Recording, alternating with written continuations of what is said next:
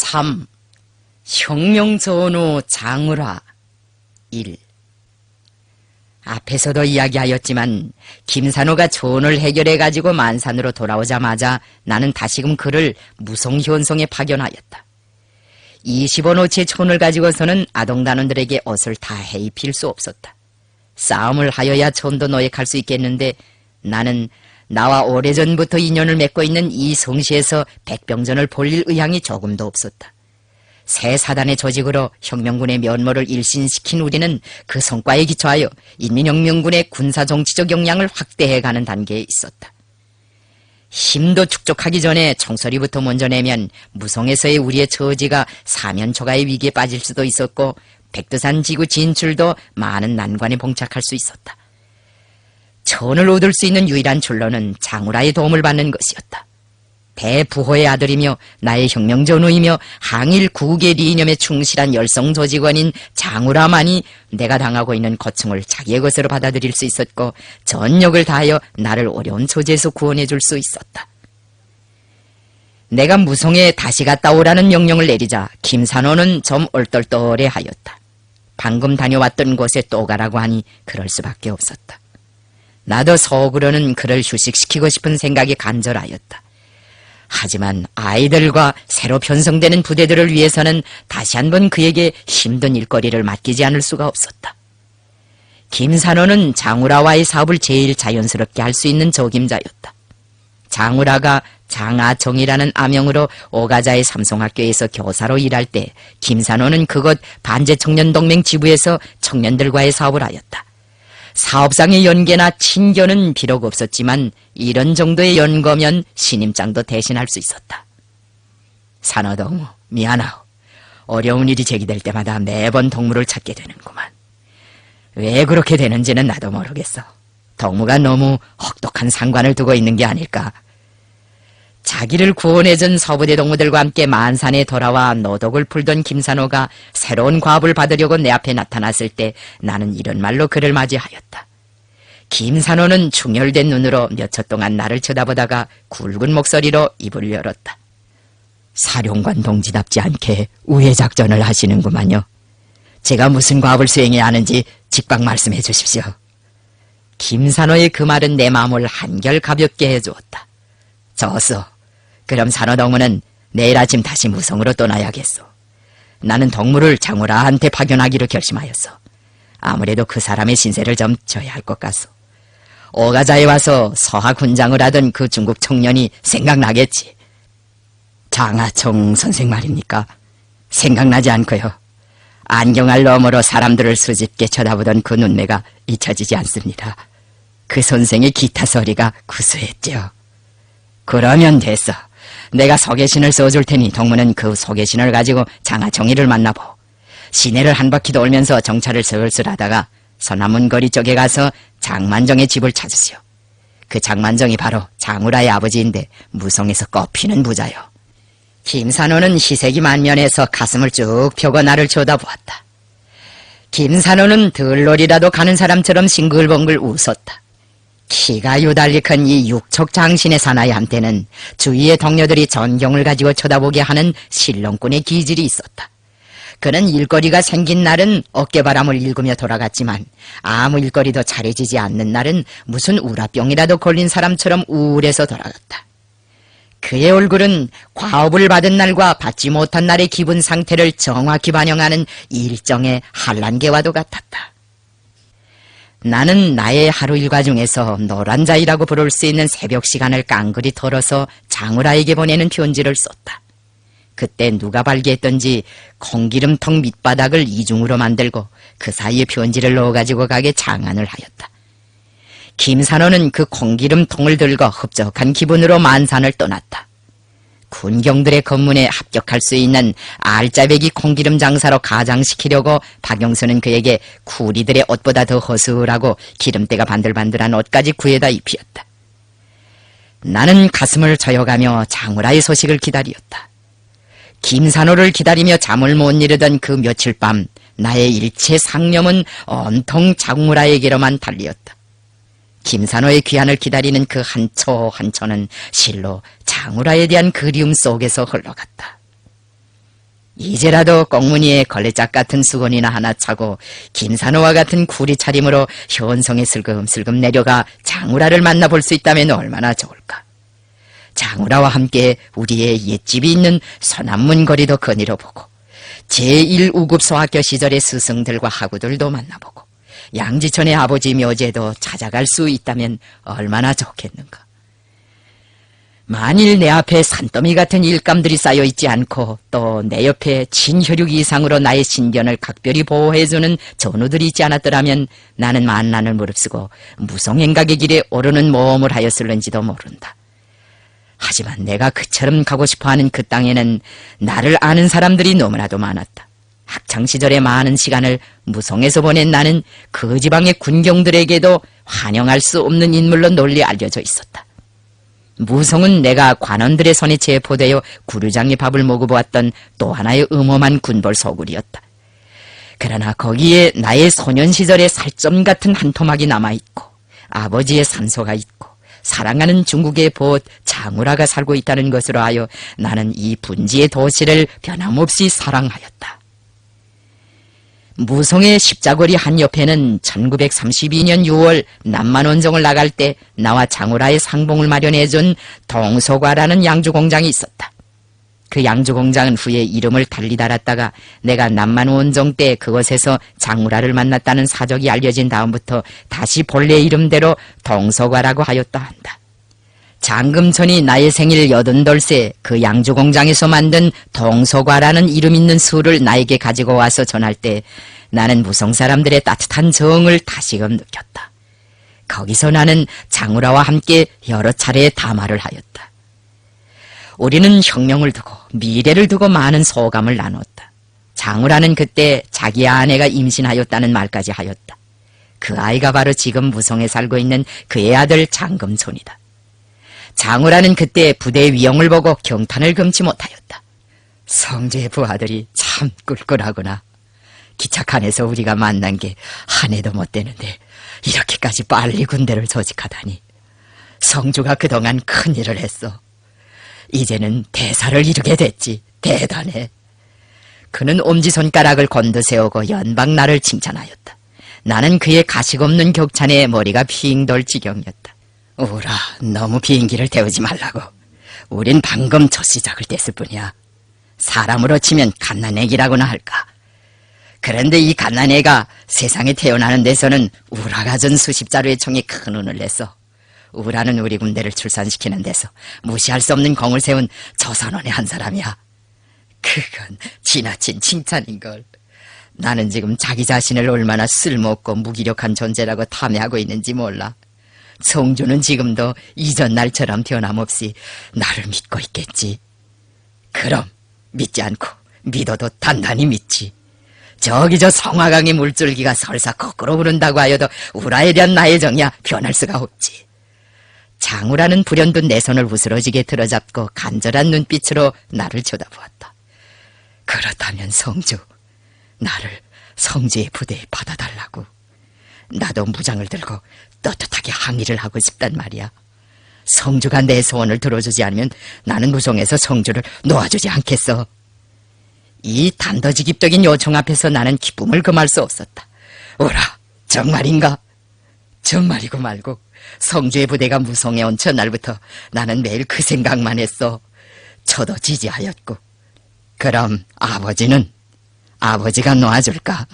아버지야, 놓아주건 말건 그게 무슨 상관인가? 내가 간다면 가는 것이지. 성주도 기착한에서 말하지 않았나? 나라가 없어지는데 집이 다 무엇이냐? 부모들의 눈치를 보지 말고 혁명을 해야 한다고 말이야. 진한장도 부호의 자식으로서 혁명을 하는데 나도 구국군 공작 같은 것이야 할 수 있지 않는가? 우라가 빨치산대오를 따라가겠다는 건 좋은 생각이야. 그렇지만 우라, 혁명이란 무장투쟁이라는 한계의 전선만을 가지고 있는 게 아니야. 나는 우라가 무성에 그냥 남아서 지하혁명 사업을 해줬으면 해. 지하혁명 사업이라니? 그럼 유격대에 못 받아주겠다는 건가? 못 받아주겠다는 것이 아니라 다른 전선에서 싸워주었으면 하는 거지. 군중을 교양하고 조직 결속하는 지하혁명 투쟁은 무장투쟁에 못지않은 중요한 전선이야. 이 전선에서 활동하는 투사들이 있는 대중을 잘 묶고 세우지 못한다면 무장투쟁은 그 기초를 공고히 해나갈 수 없어. 그래서 우리는 무성지구에도 강력한 지하혁명 전선을 꾸리려고 생각하였어. 나는 우라가 이 전선을 지휘하는 사령관이 되었으면 하는 거야. 장우라는 기력이 빠진 사람처럼 고개를 떨구고 천천히 안경알을 닦기 시작하였다. 그럼 성주는 나를 적들의 총탄이 비치지 않는 이 손으로 빼돌릴 심산이구나. 부잣집 자식으로 호강을 해온 사람이니 고생을 견뎌내지 못할 거란 말이지. 물론 그런 계산이 전혀 없다고는 할 수 없지. 우라의 체제를 가지고서는 험산주령을 타고 다니는 유격대 생활을 감당할 수 없어. 나야 뭘 숨기겠나. 나는 우라의 사상을 불신하는 것이 아니라 육체적 준비를 걱정하는 거야. 그러니 산에 들어와 고생을 하느라고 하지 말고 집에 있으면서 사진관도 차려놓고 교원도 하면서 우리의 사업을 힘껏 도와달라는 것이지. 대부호의 자식이라는 간판이 얼마나 좋아. 그 간판이면 우라는 혁명을 하면서도 얼마든지 자기 정체를 숨길 수가 있거든. 나는 다음 날에도 장우라를 근기 있게 설복하였다. 우리의 신경이는 결국 장우라가 나의 조언을 받아들이는 것으로 끝났다. 우리가 무성을 떠나는 날 그는 나를 바래주며 이렇게 말했다. 솔직히 말해서 내가 유격대를 따라가겠다고 결심한 것은 지하투쟁을 하기 싫어서가 아니라 성주와 함께 있고 싶은 생각이 간절해서 그러는 거야. 성주가 없는 나의 생활, 그것은 바이올린이 없는 관현악과 같은 것이지. 내가 성주를 얼마나 그리워하는지 성주는 다 모를 거야. 그러니 어디 가서나 나를 잊지 말아달라고. 나한테는 성주보다 더 가깝고 귀중한 친구가 없어. 아무쪼록 몸조심하라고. 그날 장우라는 눈물을 흘리며 나를 바래주었다. 나는 그날 그를 비밀 공청조직에 받아들였다. 그때로부터 온 4년이라는 세월이 흘러갔다. 4년이라면 적지 않은 세월이다. 하지만 장우라는 언제나 나의 관심 속에 있었으며 그에 대한 그리움으로 내 가슴은 늘 꽉 차 있었다. 나는 초조하게 김산호를 기다렸다. 콩기름 통을 지고 무성시내에 내려간 김산호는 콩기름 흥정을 하면서 얼마 동안 현성 안을 돌아다니다가 장우라가 형제 사진관을 운영한다는 것을 알았다. 말이 사진관이었지 내용은 무성지구의 지하 조직들을 지도하는 본부나 다름없었다. 장우라는 이 본부에 들고 앉아 돈벌이도 하고 조직원들과의 연계도 가지고 있었다. 김산호가 찾아가서 장 선생 좀 만날 수 있을까요? 라고 하자 그는 현상실로 손님을 안내하였다. 나는 김일성 장군이 보내서 당신한테 왔어. 김일성 장군은 지금 무성 근방에 와 있어. 당신이 어떻게 살고 있는가를 알아오라고 해서 내가 그분의 위임을 받고 당신을 찾아왔어. 김산호가 장우라에게 한 말이었다. 장우라는 김산호를 인차 알아보고 기쁨을 감추지 않았다. 아, 김성주. 성주가 가까이 와 있단 말이죠. 당신은 김성주가 있는 곳으로 나를 안내할 수 있어. 지금은 멀어서 가기가 힘들어. 우리가 차후 중간 지점에 알맞춤한 장소를 정하고 통제할 테니 거기서 김 장군을 만나는 것이 어떻겠어? 장우라는 산호를 미덥지 않은 눈길로 훑어보다가 내가 보낸 편지를 받아 읽고 나서야 얼굴에 밝은 미소를 담았다. 좋소. 그러면 연락을 기다리겠소. 김성주에게 편지를 고맙게 받았다는 내 인사를 전해주시오. 내가 건강하다는 것과 약속에 충실하였다는 것도 보고해 주시오. 김산호는 의기양양해서 만산미령으로 돌아왔다. 새로운 소식들로 가득 찬 그의 보고는 1936년 봄이 나에게 줄 수 있었던 최고의 선물이라고 할 수 있다. 나는 새봄의 훈향에 취한 사람처럼 마음을 진정하지 못하고 발목이 아파나도록 미령을 거닐었다. 나의 제의에 따라 장우라와의 상봉장사는 무성현 묘령 부근에 있는 천연 동굴로 결정되었다. 내가 만나게 되는 사람이 수십 정보의 땅과 수십 정보의 인삼포, 수많은 가병들을 가지고 있는 대부호의 아들이라는 것을 알게 된 우리 동무들 중 일부는 나의 묘령행을 미타하고 안심할 수 없는 걸음이라고 하면서 반대하였다. 사령관 동지, 이거 주제넘는 간참인지는 모르겠지만 그 장시보의 아들을 만나는 문제에 대해서는 좀 심사숙고해 주셨으면 합니다. 그 사람이 사령관 동지의 소학동창이고 또 단연간 조직생활도 한 사람이라고는 하지만 계급적 본성이야 어디 가겠습니까? 그는 어쨌든 착취계급의 자제가 아닙니까? 나는 그런 권고를 즉석에서 밀어버렸다. 덕무들이 내 신변을 걱정해주는 건 고마운 일이오.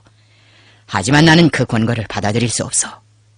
덕무들은 지금 계급적 본성이 어떻다면서 자기네 사령관이 무슨 함정이라도 찾아가는 것처럼 아부제기를 치는데 그것은 나의 둘도 없는 혁명전후 장우라에 대한 모독인 동시에 우리의 통일전선 정책에 대한 모독이라고 할 수밖에 없어.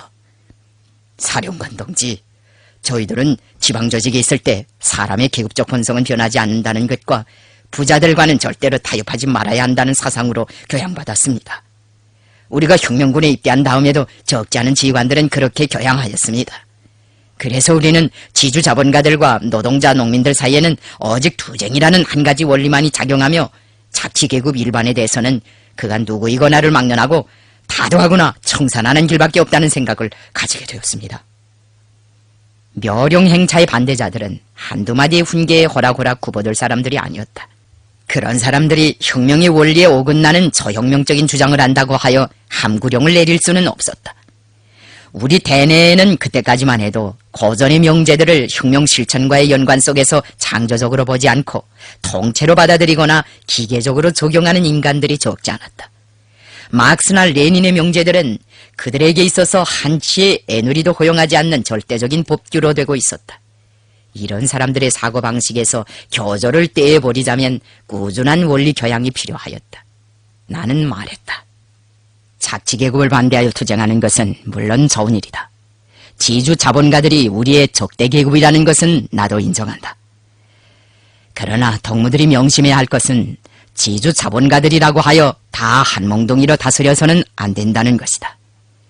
지주 자본가들 가운데도 나라를 사랑하는 사람이 있고 항의를 하는 사람이 있다. 여기에 오가자 내막을 잘 아는 김산호 동무도 있지만 조가봉이란 그 거장 지주는 우리의 혁명활동을 얼마나 잘 도와주었는지 모른다. 장우라의 아버지 장만정은 조가봉이란 지주보다 더 적극적으로 우리를 후원해 주었다. 우리가 오가자에서 무장투쟁 준비를 하고 있던 1930년 가을에 장우라는 자기네 가병들이 사용하던 수십 자루의 총을 나에게 무가로 넘겨주었다. 지금 우리가 잡고 있는 이 한 자루 한 자루의 총이 얼마나 비싼 대가로 이루어진 것인가를 덕무들은 다 잘 알고 있을 것이다. 우리 대호에는 총 한 자루를 위해 청춘을 바친 열사들도 많았다. 그런데 장우라는 우리가 목숨을 바치면서 힘들게 구하지 않으면 안 되었던 그런 무기를 단꺼번에 40자루나 넘겨주었다. 장우라를 믿지 못할 근거가 어디에 있는가? 나는 장씨 가정이 지난날 우리를 얼마나 우호적으로 대했고 우리 가정에 얼마나 많은 도움을 주었는가에 대해서는 여기서 구태여 더 설명하지 않겠다. 그러나 계급성과 계급투쟁에 대한 일면적인 해석이 우리 혁명에 얼마나 큰 손실을 주는가에 대해서는 반드시 말하고 넘어가야겠다. 덕무들의 견해대로 하면 장만정과 같은 지주는 아무리 혁명에 이로운 일을 많이 하여도 착취계급이기 때문에 타도 대상으로 되고 반면에 노동자 농민 출신의 밀정은 아무리 혁명에 해로운 일을 많이 하여도 기본계급이라는 이유로 보섭 대상으로 된다. 이것이 얼마나 어처구니 없는 규정인가. 공산주의자들은 사람을 평가하는 데서 항상 공명정대한 입장에 서야 한다. 이것은 소속이나 신앙이나 계층에 관계없이 좋은 사람은 좋은 사람대로 평가하고 공로는 공로대로 평가해야 한다는 것이다. 공산주의자들은 또한 사람들을 평가하는 데서 언제나 과학적인 입장에 서야 한다. 과학적인 입장에 선다는 것은 그 어떤 틀을 만들어 놓고 거기에 맞추어 사람을 평가할 것이 아니라 그의 사상과 실제 행동을 기본으로 하여 객관적 입장에 철저히 서서 사람을 정확하게 평가해야 한다는 것이다. 사람을 평가하는 데서 출신만을 절대화하게 되면 과학성을 보장할 수 없으며 그런 평가는 공정한 평가로 될 수 없다. 우리가 만일 계급성이나 계급투쟁 일면만을 부르짖으면서 사람들을 좌경적으로 평가하게 되면 어떤 결과를 낳게 되겠는가? 그런 처사는 의심할 바 없이 많은 사람들을 적의 진영으로 밀어 던지는 후과를 낳게 된다. 적은 바로 우리가 이렇게 눈뜬 소경이 되어 사람들을 함부로 의심하고 닥치는 대로 타도할 것을 바라고 있다. 덕무들, 우리는 간도에서 반민생단 투쟁의 관역이 되어 마음고생을 많이 해온 사람들이다. 같은 가마밥을 먹으며 생사를 함께 해온 사람들로부터 불신을 당할 때 동무들은 모두 가슴을 치며 통곡하지 않았는가. 그런데 눈물 나는 그런 체험을 가진 사람들이 어떻게 오늘은 의심받을 건덕지가 하나도 없는 의로운 인간들을 향해 함부로 그 저조로운 불신의 무기를 쳐들 수 있겠는가. 나는 이런 말로 묘령행차를 반대하는 사람들을 깨우쳐준 다음 몇 명의 호위성원들과 함께 만산미령을 떠났다. 일부 사람들이 부자들의 계급적 본성이 변하지 않는다는 전제를 내걸고 나와 장우라와의 상면을 반대한 것은 지나친 우려라고 할 수밖에 없었다. 그들이 대수롭지 않게 내던진 그 말마디들이 나와 장우라의 우정, 우리 가정과 장우란의 가정 사이에 맺어졌던 친결을 모욕한 것 같아서 나는 불쾌감을 금할 수 없었다.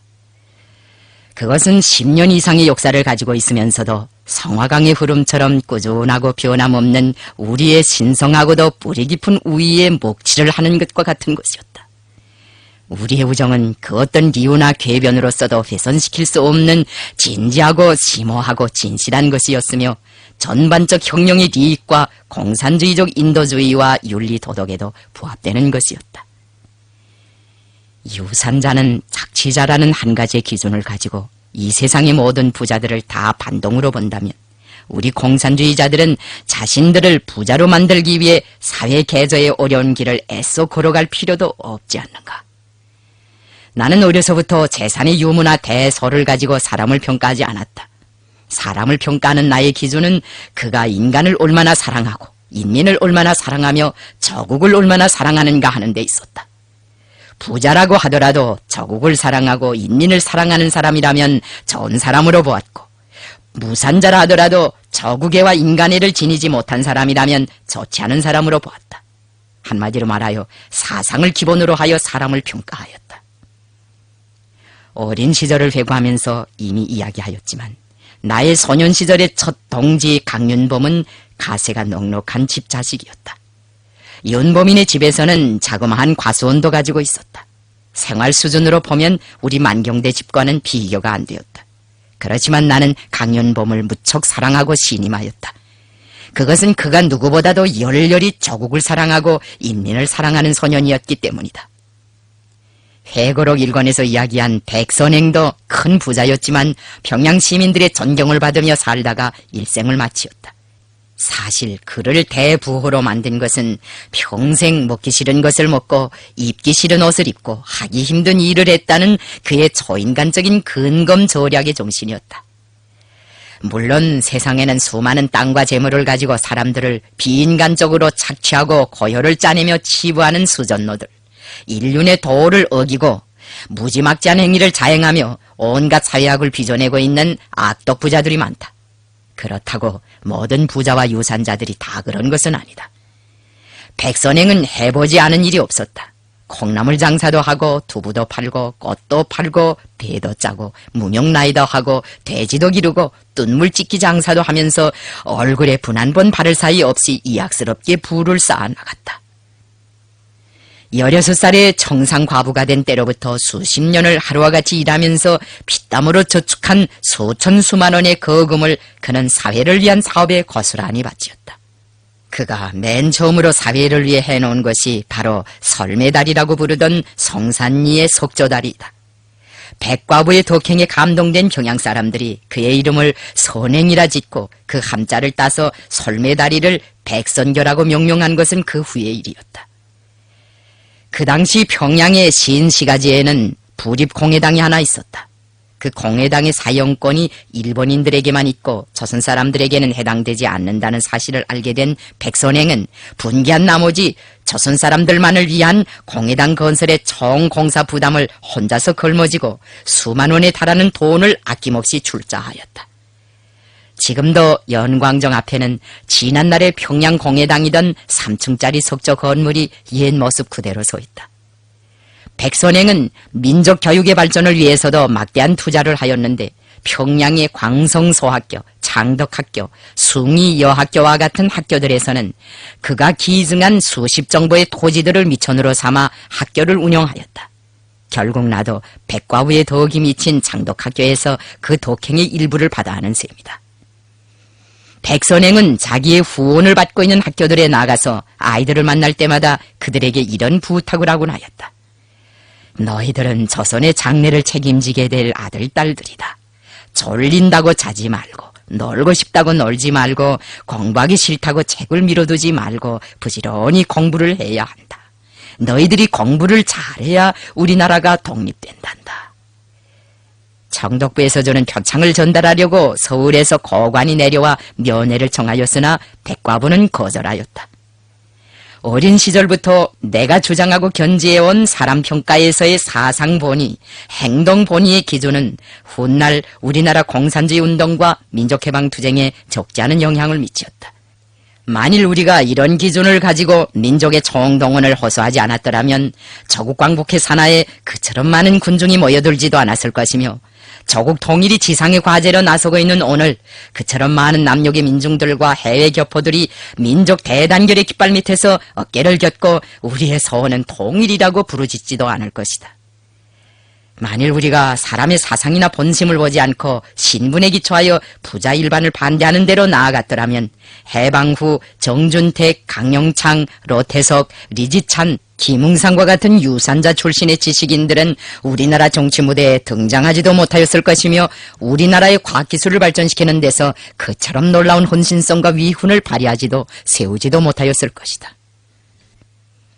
나는 중국의 유산자들도 이와 똑같은 관점과 입장을 가지고 대하였다. 이런 관점과 입장이 없었더라면 나는 대지주의 아들인 진안장을 나의 보스로 삼지도 않았을 것이며 대부호의 자식인 장우라를 우리 혁명조직에 받아들이고 그와 함께 영원한 우정을 맹세하지도 않았을 것이다. 진안장이나 장우라의 생애가 보여주는 바와 같이 중국에서 공산주의 운동을 개척해온 명망 높은 인사들 가운데는 유산계급 출신들과 그들의 자녀들이 많았다. 자기의 전 생애를 중화민족의 행복과 공산주의 위협, 프롤레타리아 국제주의 위협에 고스란히 바쳐온 주울레도 출신을 따지고 보면 청나라 말기에 부유한 관리 아들이었다. 장우라가 출신과는 관계없이 자산계급을 적대계급이라고 보는 공산주의자들과 손을 잡고 공산주의 운동에 전 생애를 바친 것은 나의 영향이 컸다고 본다. 그에게 애국주의적인 교양을 준 것은 아버지 장만정이었지만 공산주의적인 영향을 준 것은 나와 나의 동무들이었다. 내가 무성 제1우급 소학교 5학년에 편입하였을 때만 해도 그는 소박한 소년 우국지사에 지나지 않았다. 나도 역시 그 당시까지는 평범한 애국소년이었다. 그가 공산주의 사상을 신봉하기 시작한 것은 내가 터드와 공청을 조직하고 그 줄기를 사방에 뻗쳐갈 때였다. 그때 나는 우리 어머니와 박차석을 중심으로 하여 무성에서 당조직을 대신할 수 있는 공산주의 비밀 소조를 모았는데 정학회, 최주선과 함께 장우라도 그 조직에 관계하였다. 이때부터 장우라는 공산주의 물을 먹기 시작하였다. 나는 사회장의 소개로 무성 제1우급 소학교에 편입한 첫날부터 장우라와 함께 공부하였다. 우급이란 고급이란 뜻이다. 부루한 만국 소년 김성주와 대부호의 아들 장우라의 동서 공부. 어찌 보면 역사의 장난 같기도 한 이 파격적인 결합 속에서 우리의 유례없는 우정이 싹트고 개화하였다는 것은 참으로 기이한 인연이라고 하지 않을 수가 없을 것이다. 하지만 함께라는 그 조건부 속에 우리 우정의 출발점이 있은 것은 아니었다. 나와 장우라의 우정은 나의 아버지 김용직과 장우라의 아버지 장만정의 친교에 그 출발점을 두고 있었다. 공명과 박진영의 도움으로 만강의 토비구를 무사히 탈출한 아버지는 한동안 대영이라는 조선 사람이 많이 사는 부락에 머물러 있으면서 이전부터 친교가 깊었던 최면장이란 독립운동자에게 무성에 들어가서 살 수 있게끔 현 당국의 거주 승인을 받아달라고 부탁하였다. 그 부탁을 받고 최면장이 현 정부를 찾아갔지만 조선인 혁명가들이 자기네 관할구역에 와서 사는 것을 그다지 좋아하지 않는 현장은 망명자라는 한 가지 이유로 허락해주지 않았다. 이런 때에 무성의 대부호 장만정이 병에 걸려 명의를 물색한다는 소문이 아버지의 귀에까지 날아왔다.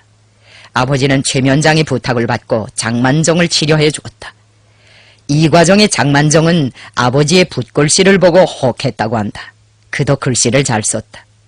이것을 계기로 하여 나의 아버지와 장우라의 아버지는 친구가 되었다.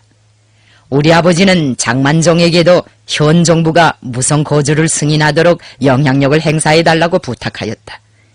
최면장은 최면장대로 장만정을 설복하고 무성에서 첫 손가락에 꼽히는 유지이며 지식분자인 사회장을 만나 교섭하였다. 사회장이란 무성에서 중학교 교장으로 활동하던 사춘태 선생을 말한다. 사춘태 선생이 교장을 하면서 교육회 회장을 겸하였기 때문에 무성 사람들은 이름 대신 그를 사회장이라고도 불렀다. 사회장은 방조를 약속하였다. 그 후 장만정이 현 정부를 찾아가 조선인 망명자 한 사람이 있는데 그가 시내에 들어와 의원을 차릴 수 있도록 허락해달라. 그의 거주를 승인해주면 일본 놈들의 도발에 걸려들 것 같아서 당신이 망설이고 있다는 것은 나도 잘 안다. 그러나 조선 사람들이 자기 나라를 강탈한 일본 놈들을 반대해서 싸우는 것은 응당한 일이 아닌가. 당신도 친일파는 아니니 승인하면 좋지 않은가. 여기에 일본 영사관도 없는데 겁날 게 무엇인가. 림강에서 파견되어 오는 영사관 경찰들과 밀정들만 속이면 될 텐데 김용직이 무성에 들어오는 것을 반대하지 말아달라고 설복하였다. 감심한 현장은 우리 아버지의 무성 거주를 승인하지 않을 수 없었다.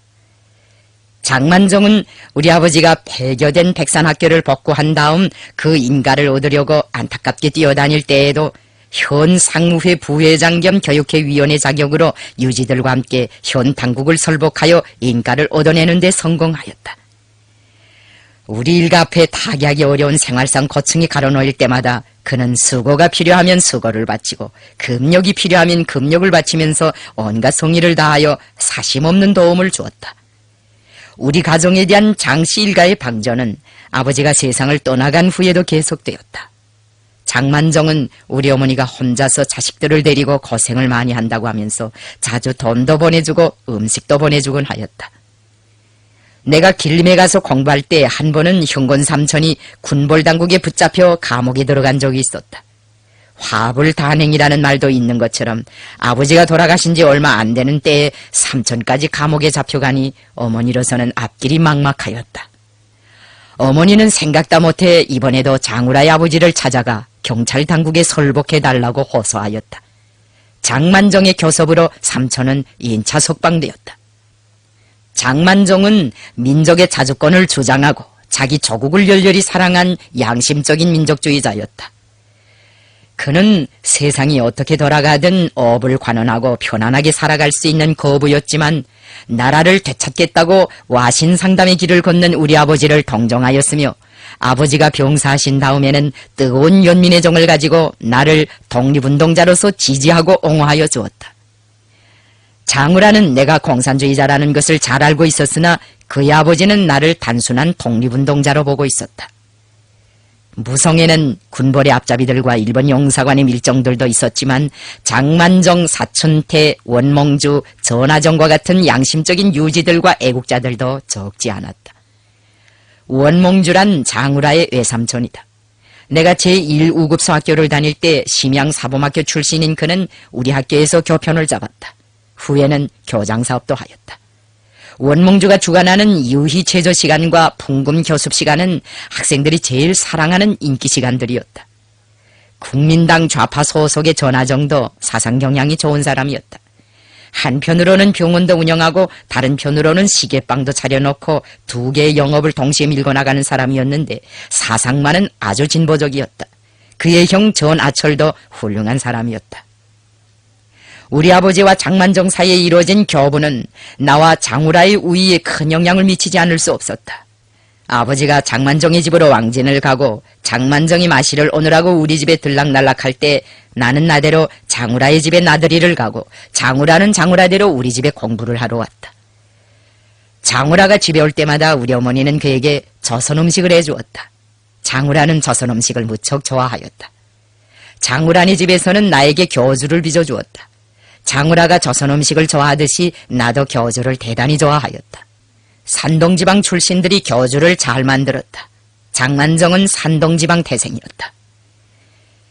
1920년대 중엽의 무성시가는 우물정자 모양으로 거리가 형성되어 있었다. 시내 동쪽에 덕문 1개와 북쪽에 북문 1개, 서쪽에 서문 2개가 각각 있었으며 남쪽에는 서남문과 대남문이 있었다. 대남문에서 북쪽으로 조금만 들어가면 장만정이 경영하던 상점이 있고 거기서 얼마쯤 더 가다가 꺾어 들어가면 장우란의 집이 있었다. 우리는 이 성시의 모든 거리들을 다 돌아다녔고 모든 문들을 다 지나다녔다. 어디엔들 안 가본 데가 있고 무슨 노름인들 안 해본 것이 있으랴. 나와 장우라는 학교 마당에서 정구도 자주 치고 성화강에서 미역도 뻔질나게 감았다. 우리는 문예오락 경연에도 같이 출연하였다. 장우라는 성미가 내성적이면서도 강직하고 열정적인 사람이었다. 정의로운 것을 옹호하는 일이라면 앞뒤를 가리지 않고 손참으로 뛰어들었고 불의스러운 것에 대해서는 상대가 어떤 인간이건 결단코 용서하지 않았다. 일단 결심만 하면 칼날에라도 올라설 수 있는 날카로운 성미였다. 한 번은 어떤 경찰이 학생들의 면전에서 별치 않은 일을 트집잡아 우리 학교 교원에게 심한 폭행을 가하여 쓰러뜨린 적이 있었다. 교훈을 하느님처럼 신성시해온 학생들은 이 놀라운 사실 앞에서 눈이 뒤집혀질 지경으로 분노하였다. 나는 장우라와 함께 학생들을 발동시키는 성토연설을 하였다. 경찰이 교훈을 굿한 것은 학원에 대한 침해이며 교직원 학생들에 대한 엄중한 모독이다. 자그마한 현 경찰서의 경찰 나부랭이가 교훈을 함부로 때리다니 세상에 이런 어처구니 없는 일이 어디 있는가. 우리는 제자들로서 마땅히 경찰 당국의 사죄를 받아내야 한다. 그 무례한 같은 경찰이 학교에 와서 매맞은 선생에게 모자를 벗고 사죄하라고 하자. 우리는 교훈을 구타한 야만적인 경찰을 엄벌에 처하라. 교훈의 정당한 권리와 이익을 보호하자고 쓴 프랑카드를 들고 현 정부 건물 앞에 밀려가서 악독 경찰의 처벌을 요구하는 농성투쟁을 벌이었다.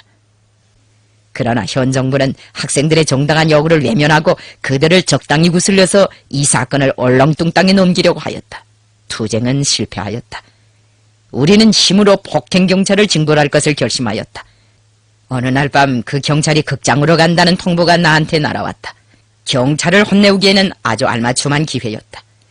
그런데 경찰놈을 때려준 다음 그놈들이 미처 손쓸 사이도 없이 극장 밖으로 몸을 빼려면 무대 위에 걸려있는 가스등을 처리해야만 하였다. 누가 이 가스등을 끌 수 있는가? 모두 이 하나의 문제를 놓고 논의를 거듭할 때 문득 장우라가 자진하여 이 임무를 맡아 나섰다. 그날 밤 10여 명의 학생들은 극장에 가서 예정대로 거사에 착수하였다. 중간 휴식 시간이 되자 장우라가 무대 위에 올라서서 나무 막대기로 가스등을 박살냈다. 때려라 하는 나의 외침소리와 함께 학생들은 경찰놈이 끌어앉아서 잘못을 빌 때까지 호되게 그놈을 족치고 감쪽같이 뺑소니를 쳤다. 그날 밤 장우라는 집으로 돌아오면서 나에게 말했다. 생각할수록 기분이 흡족하구나. 부정의를 힘으로 다스린다는 게 얼마나 흐뭇하고 통쾌한 일인가 하는 걸 난 오늘 밤에 처음으로 깨달았어. 그런 놈팽이들은 용서하지 말아야 해. 그런 놈들과는 하나늘을 이고 살 수 없어. 내가 이렇게 말해주자 장우라는 문득 길가에 걸음을 멈추고 서서 어절을 받고 심각하게 물었다. 성주, 소학교를 졸업한 다음 어느 학교로 가겠니? 그것은 전혀 예상치도 않았던 질문이었다. 나는 소학 이후에 자신의 전도에 대해서는 아직 진지하게 생각해 본 적이 없었다. 그래서 그저 심상하게 대답했다. 글쎄, 사정이 허락하면 중학교에 가겠는데 나야 어디 중학까지 갈 처지가 됐니? 우라, 그럼 넌 어느 학교로 가겠니? 난 심양 가서 외삼촌이 다니던 사범학교를 다니고 싶어. 우리 아버지도 그렇게 권고하신다. 네가 만일 반대하지 않는다면 난 널 심양으로 데리고 갈 테야. 거기 가서 한 학교를 다니잔 말이야. 사범학교를 마치면 대학에도 같이 가고. 아, 정이 말만 들어도 고맙다. 그런데 그게 과연 실현될 수 있는 일일까? 왜? 학비 때문에? 학비 걱정은 안 해도 돼. 내가 있지 않니? 그건 우리 부모님들이 허락하지 않을 거다. 그리고 나도 공부만 하고 있을 생각은 없다. 만국노가 됐는데 대학이다 뭐야. 그러니까 아버지의 뒤를 이어 독립투쟁에 나서겠단 말이지. 네가 혁명을 하러 떠날 때는 나도 너를 따라 떠나겠다. 심양은 어떡하고? 사범학교에 간다고 하지 않았니? 그건 내가 동행하는 조건에서 그렇게 한다는 거고 내가 동행하지 않는 심양행이라는 건 있을 수 없어. 난 말이지 일평생 내 곁에 있고 싶어. 내가 상급학교에 가면 나도 상급학교에 가고, 내가 공산당이 되면 나도 공산당이 되고. 그날 밤 장우라가 말하고자 한 요점은 바로 거기에 있었다. 장우라의 그 말은 나를 크게 감동시켰다. 나는 장우라의 손을 꼭 잡고 기속말로 말했다. 아청이 고맙다. 그런데 공산당이 뭔지 알기나 하면서 그런 말을 하니. 왜 몰라? 리데서나 진덕스가 하는 그런 일이겠지. 공산당을 하면 감옥에 갈 수도 있고 죽을 수도 있다는 걸 각오해야 해. 너 그런 각오가 돼 있니? 그런 건 겁나지도 않아. 너하고만 같이 있는다면 감옥에 가도 좋고 죽어도 좋아. 장우라의 이 불의적인 선언은 나를 몹시 오리둥절하게 하였다. 그가 무슨 충동을 받고 그런 선언을 하는지 나로서는 가늠이 잘 가지 않았다. 명백한 것은 그가 그날 밤 내 앞에서 한 말들이 오래전부터 마음속에서 무르익혀온 리상과 신념의 고백이라는 것이다. 장우라는 나의 리상을 자기의 리상으로 만들려고 하였으며 나의 신념을 자신의 신념으로 삼으려고 하였다.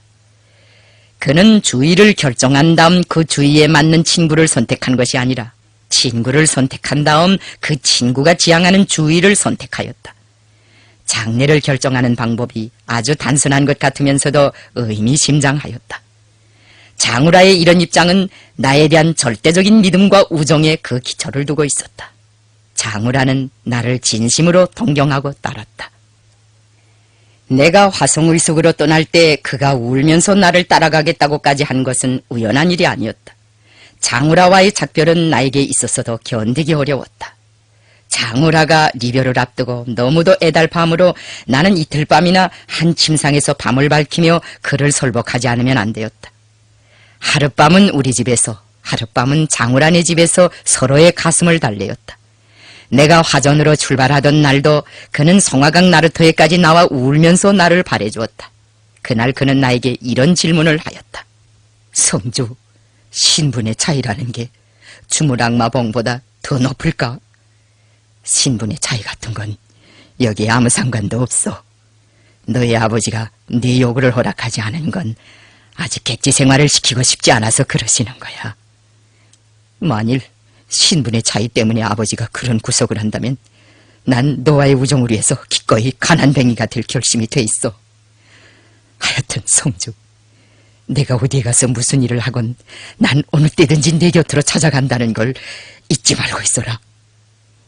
장우라는 그 후 이 결심을 그대로 실행하였다. 내가 길림에서 육문중학교를 다닐 때 그는 자기 아버지의 권총을 훔쳐가지고 어디로 간다는 말도 없이 가족들 몰래 슬그머니 나를 찾아왔다. 아닌 밤중에 기별도 없이 불쑥 나타난 장우라를 보고 나는 오한이 봉봉해졌다. 성주, 난 마침내 가정이라는 울타리를 넘어서 너희 곁으로 찾아왔다. 자, 이것이 내 결심이다. 장우라는 권총을 꺼냈다. 그리고는 깨고서야 하는 표정으로 머리를 잔뜩 뒤로 제끼고 천정의 한 점을 뚫어지게 응시하였다. 너희 아버지가 영케 너를 놔주었구나. 놔준다는 게 다 뭐야? 당장 심양으로 떠나라는 걸 뿌리치고 몰래 빠져왔는데 부모님들이 걱정하지 않겠니? 대소동이 벌어졌을 거야. 그러나 그까짓 거 괜찮아. 찾다가 없으면 누구든지 길림으로 오겠지. 10중 8구는 너한테 와 있을 거라고 짐작할 테니까. 장우라의 예언은 빗나가지 않았다. 장우라가 길림에 나타난 며칠 후 그의 형 장울증이 가병들을 데리고 육문중학교에 찾아와 동생의 행적을 수소문하였던 것이다. 동생이 나한테 와 있다는 말을 듣자 그는 오금을 꺾으며 땅바닥에 풀썩 주저앉았다. 이딴이 됐다. 그런 걸 우린 토비한테 붙잡혀간 줄로만 알았구나. 울증 형님, 우리가 옆에서 잘 돌봐줄 테니 아청의 일에 대해서는 조금 더 걱정하지 마십시오. 내가 이런 말을 하자 장울증은 성주, 나는 마음 놓고 가겠다. 우라는 너한테 맡긴다. 라고 하였다. 그는 장우라에게서 권총도 회수하지 않은 채 가병들을 데리고 무성으로 돌아가 버렸다. 그 후 나는 장우라를 오가자와 고유수 지방에 파견하였다. 그는 이 고장들에서 1년쯤 교편을 잡다가 부모들의 소원대로 상급학교 공부까지 다 끝낸 다음 다시 우리 대호에 와서 혁명활동을 하는 것이 좋겠다는 나의 권고를 받고 집으로 돌아갔다. 이처럼 나와 장우라와의 우정은 상봉과 리별이라는 두 개의 극점의 부단한 교차 속에서 날이 가고 달이 바뀔수록 더 깊어갔다. 나와 장우라의 상봉을 마련해준 그 덩굴이 지금도 무성에 그대로 남아있다고 한다. 기역자형으로 된 이 덩굴의 길이는 15m가량 되었는데 비밀 접선 장소로서는 이보다도 이상적인 초소를 생각할 수 없을 정도로 대자연 속에 깊숙이 파묻혀 있었다. 장우라는 나를 만나자 막 울면서 어쩔 바를 몰라 하였다. 나도 사진 현상 양 냄새가 푹 배인 그의 어깨를 부둥켜 안고 눈물을 흘렸다. 성주, 어디 갔다가 인제야 오. 그새 왜 한 번도 무성에 나타나지 않았나 말이오. 내가 성주를 얼마나 기다렸는지 아오. 장우라의 초진사였다. 낸들 왜 우라를 보고 싶지 않았겠소. 나도 무성에 오고 싶었어. 무성에 와서 우라를 만나고 싶었어. 그럼 편지라도 할 것이지. 나는 성주 주소를 모르지만 성주야 내 주소를 알지 않소. 우라, 용서해줘. 우리가 살던 간도의 유격구에는 우종국이라는 것도 없었어. 우종국이 없다니? 아니, 세상에 그런 고장도 다 있어. 나는 지나간 4년 동안 우리가 겪어온 고초들에 대하여 낱낱이 말해주었다. 장우라는 내가 말하는 동안에도 손등으로 계속 눈물을 훔치었다. 우라, 왜 그냥 울기만 하오? 혹시 우라한테 불길한 일이라도 생긴 게 아니오? 나는 말을 중도반단하고 그의 얼굴을 유심히 살펴보았다. 장우라는 눈물을 훔치면서 억지로 웃음을 지어 보였다. 성주가 그런 지난 날이 너무도 비참해서 그러는 거요. 성주가 그런 고초를 겪을 때 그 곁에 내가 없었다는 생각을 하면 가슴이 막 찢어지는 것 같소. 아니요, 우라는 항상 내 곁에 있었소. 내 곁에 있으면서 나를 고무해 주었소. 고맙소. 성주가 나를 잊지 않았다는 그것만으로도 나는 행복하오. 사람들이 성주를 장군이라고 사령관이라고 부르던데 나도 이제부터는 그렇게 부르겠소. 장우라가 느닷없이 사령관 이야기를 화제에 올리는 바람에 나는 바삐 손을 내줬다. 우라, 다른 사람들이 다 사령관이라고 불러도 우라만은 제발 성주라고 불러줘. 나도 우라를 선생이 아니라 우라라고 부르겠소. 성주, 우라, 이게 얼마나 듣기가 좋아. 그런데 우라는 그동안 어떻게 지냈어? 장우라는 늙은이들처럼 머리를 설레설레 흔들고 나서 쓸쓸하게 웃었다. 성주의 과거사를 듣고 나니 내 인생에 대해서는 이러쿵저러쿵 말할 생각이 나지도 않소. 내가 도대체 그 달개 둥우리 같은 무성바닥에서 무슨 일을 할 수 있었겠어. 화성의숙 시절에 성주 동창생인 강병선이하고 둘이서 형제서국과 형제사진관을 꾸리고 그걸 거점으로 삼아서 공청조직을 지도한 것밖에 없어. 그는 공청조직의 활동 성령과 무성지방 반일단체들의 움직임에 대하여 간단히 설명하였다. 나는 그동안 장우라가 쌓아올린 사업 성과를 고무해 주었다. 그리고 그에게 공청조직을 모체로 하여 무성지구에 당조직을 내올 때에 대한 새로운 과업을 주었다. 장우라는 그 과업을 받고 몹시 난처해 하였다. 성주, 내 능력으로 그처럼 큰 일을 해낼 수 있을까? 나야 지하사업 경험도 미숙하지 않아. 4년 동안 공청조직을 지도해 왔으면 그것도 큰 경험이라고 봐야지. 내가 김산호 정치위원을 자주 보낼 테니 어려운 일이 있으면 그의 방조를 받으라고. 우리의 담화는 3시간 이상이나 계속되었다. 담화가 사업상의 문제로부터 다시 사생활 문제로 넘어갔을 때 장우라가 불쑥 내 팔굽을 움켜잡고 우리 가족의 안부를 물었다. 나는 마지못해 어머니가 세상을 하직한 소식, 철주가 전사한 소식, 영주가 남의 집 눈칫밥을 얻어먹으면서 아동단 생활을 하고 있는 소식을 차례로 전해주었다. 그것은 사실 화제에 올리고 싶지 않았던 사연들이었다. 장우라의 성미를 잘 알고 있는 나는 그가 그 소식을 듣고 침통한 기분에 잠길 것 같아 은근히 두려워하였다. 그러면 내 자신의 상처에도 피가 흘러내릴 것 같았다. 나는 4년 만에 이루어진 우리의 해후에 비극적인 색채를 부여하고 싶은 마음이 조금도 없었다. 그러나 이 일은 내가 우려하던 그대로 번져갔다. 장우라는 우리 집 소식을 듣자 한참 동안 또 두 손의 얼굴을 파묻고 오열을 터뜨리는 것이었다. 그러니 성준, 완전한 고아가 되었구먼. 영주도 불쌍해. 내가 그 애를 위해 해줄 만한 일이 없을까? 나한테 그 애의 주소만이라도 알려주었으면 좋겠는데. 그는 주머니에서 만연필과 수첩을 꺼내들고 나의 얼굴을 쳐다보았다. 나는 손을 가볍게 내줬다. 오라, 그 애도 이젠 다 컸어. 그 나이면 자수성가도 할 수 있지. 그 애에게 자선을 베풀 생각은 아예 하지도 않는 것이 좋겠어. 장우라는 내 말에 구버들지 않고 그냥 완강하게 수첩을 펼쳐들고 있었다. 나는 내키지 않는 대로 안도 김정용의 집 주소를 적어주었다.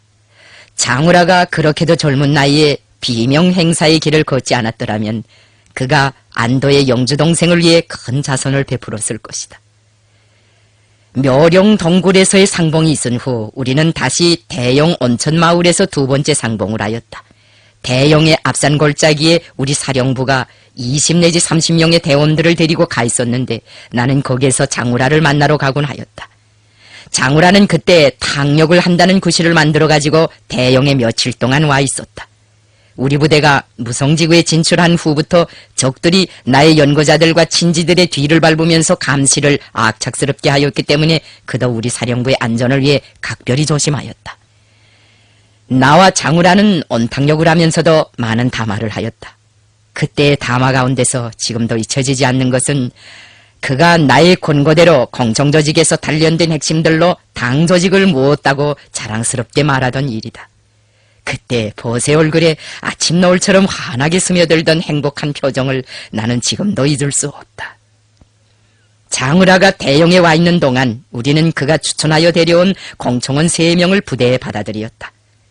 자기가 손때를 묻히며 애지중지 키워낸 청년들이 혁명군의 군복을 입고 총을 맨 모습으로 나타났을 때 장우라 입가에 비키던 그 행복한 미소도 나는 영원히 잊을 수 없다. 그 3명 중에 한 대원인 연비서는 교원 출신으로서 훗날 우리 부대가 백두산 지구에 나가 활동할 때 미령의 나무들의 구호를 많이 썼다. 그가 쓴 구호나무들이 지금도 여러 미령들에 남아있을 것이다. 대용 온천에서의 담화 내용 가운데서 지금까지도 특별히 인상 깊게 추억되는 것은 작별 전야의 마지막 대화였다. 장우라는 그때 내 손을 붙잡고 이렇게 물었다. 성주, 난 성주를 볼 때마다 미안하게 생각되는 문제가 하나 있어. 무슨 문제인데?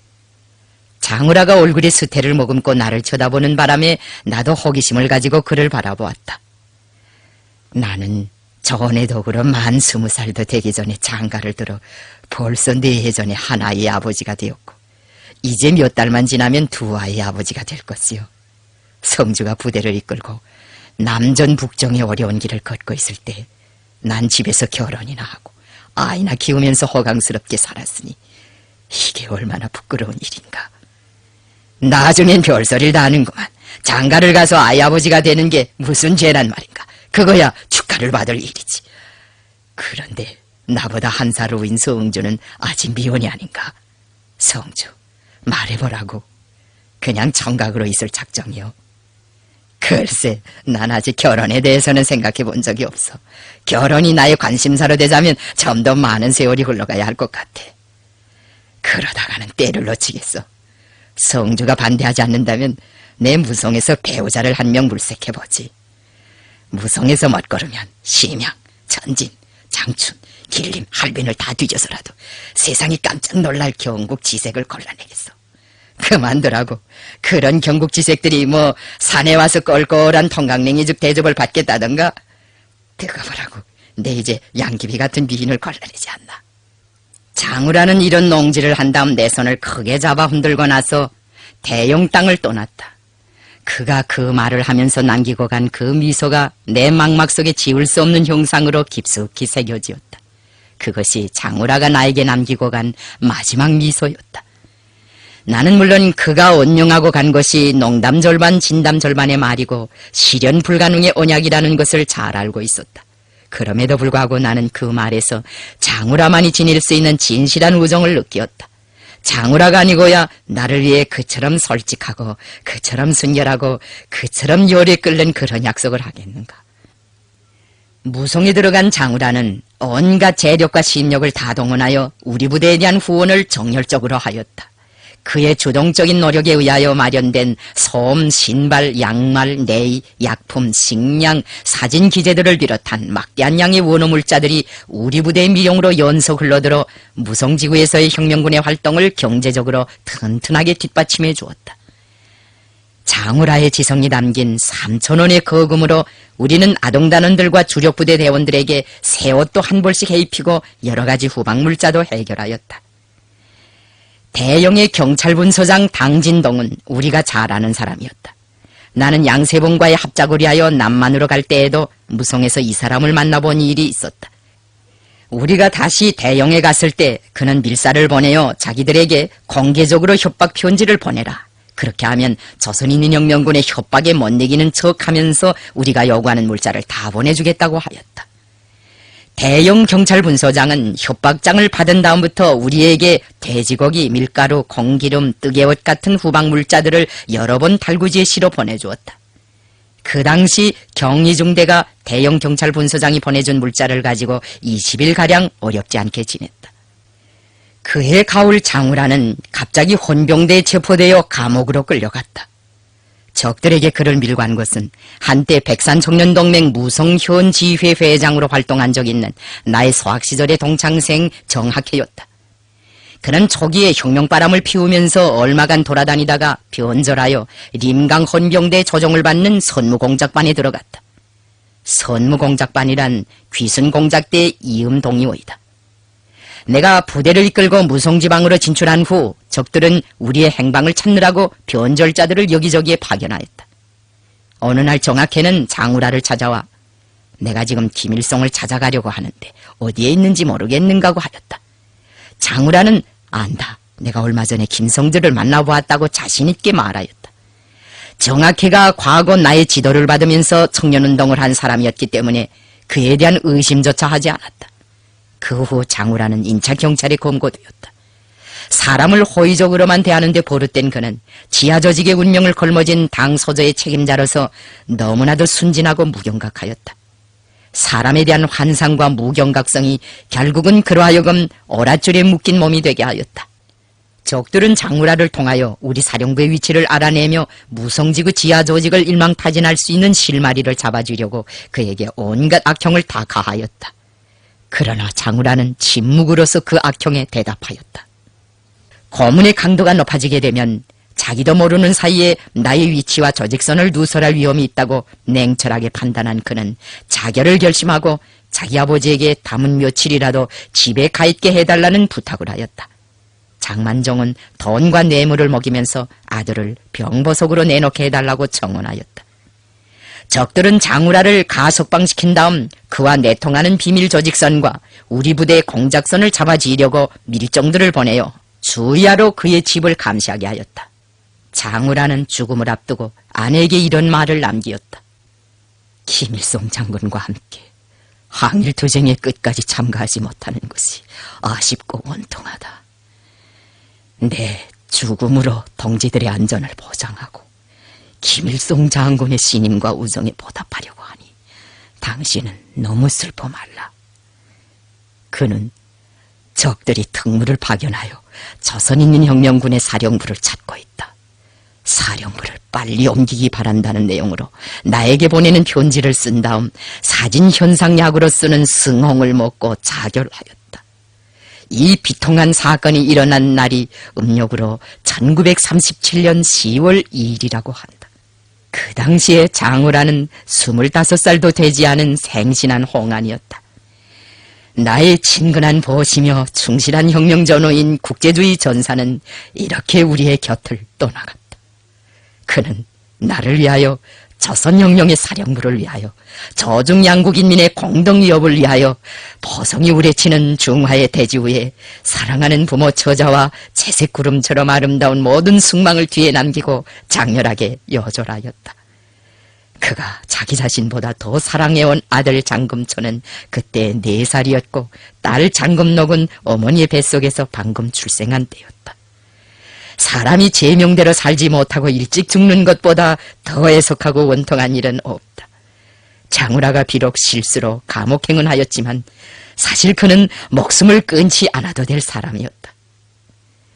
헌병대에 더 많은 돈과 뇌물을 먹이면 적들이 얼마든지 그의 죄를 눈감아줄 수도 있었고 볼기나 몇 개 치고 그를 관대하게 처분할 수도 있었다. 하지만 그는 자결의 길을 택하는 것으로서 인생의 다음 장을 스스로 포기해버렸다. 사람이 산다는 것도 쉽지 않은 일이지만 죽는다는 것도 역시 간단한 일은 아니다. 천상만태의 양상으로 나타나는 죽음 중에서도 자결은 가장 고통스러운 죽음이라고 해야 할 것이다. 생을 과거보다 미래에 더 많이 둔 청년들의 자결은 비상한 결단과 독심을 요구한다. 지난날 많은 사람들이 스스로 살기를 단념하고 죽음의 나라로 가는 경우가 적지 않았다. 그 자결 가운데서 대부분의 것은 자기 자신을 위한 것이었다. 장우라와 같이 남을 위해 죽음의 길을 택한 신뢰는 흔치 않다. 이것은 사람을 위한 사람의 희생 중에서도 가장 고결하고 아름다운 희생이라고 말할 수 있다. 그의 희생이 다른 인간들의 희생보다 더 비장하고 장중한 의미를 띠는 이유가 여기에 있다고 생각한다. 장우라의 최후에 대한 비보를 접한 나는 며칠 동안 잠도 자지 못하고 밥도 먹지 못하였다. 내 몸 가까이에서 이 세상의 일각이 와르르 무너져 내리는 것 같은 허무감과 가슴을 세차게 또박 찌르는 것 같은 타박감 때문에 나의 온 넋은 처냐마냐의 미궁으로 떨어져 내리는 것 같았다. 그 슬프디 슬픈 나날들에 내 가슴 속에서 주도가의 구슬픈 선율은 몇백 번이나 울렸던가. 나는 그가 우리 부대에 입대하겠다고 했을 때 그의 청혼을 들어주지 못한 것을 후회하였다. 그가 만일 인민혁명군에 복무하였더라면 더 오래 살 수도 있지 않았겠는가 하는 미련이 무시로 치밀어 내 가슴을 알알하게 하였다. 입대 청혼을 할 때 우리는 마땅히 그 청혼을 심의하고 그를 부대에 받아들였어야 하였다. 이렇게 하는 것은 원칙의 요구이기도 하였다. 한 청년이 참군을 하겠다고 열렬하게 지망에 나서는데 그 요구를 해결해주는 것이야 응당한 일이 아니겠는가. 그렇지만 나는 그 원칙을 따르지 않고 일선에 서야 할 장우라를 이선에 세워주었다. 내가 원칙을 떠나면서까지 장우라의 입대 청혼을 부결한 것은 장우라를 지나치게 사랑한 데 있었다. 부잣집에서 고생을 모르고 평탄하게 살아온 그가 산에 와서 온갖 시련에 부대끼는 것을 나는 바라지 않았다. 자기는 그런 고생을 이겨낼 수 있다고 생각하면서도 장우라는 이겨내지 못할 것이라고 생각한 여기에 바로 그에 대한 나의 편애가 있었다. 이것을 두고 잘못된 처사라고 비난한다 하여도 나는 변명할 말이 없다. 지난날 신규식, 박영, 양림, 한위건, 장지락, 김성호, 정률성, 한학연 등 수천 수만에 달하는 조선 공산주의자들과 조선의 애국자들이 중국혁명을 위해 몸바쳐 싸운 것처럼 수많은 중국의 아들, 딸들도 조선혁명을 위해 고귀한 생명을 바치었다. 사랑의 국경이 없고 과학의 국경이 없는 것처럼 혁명에도 국경이 없다. 장우라와 노비체엔코, 체게바라, 배준의 신뢰가 그것을 잘 말해주고 있다. 장우라와 노비체엔코는 국제주의자의 세계적 전형이며 에스파냐 인민전선운동을 지원한 세계 여러 나라 공산주의자들의 지원과 중국인민지원군의 항미원조 운동은 국제주의의 세계적 모범이다.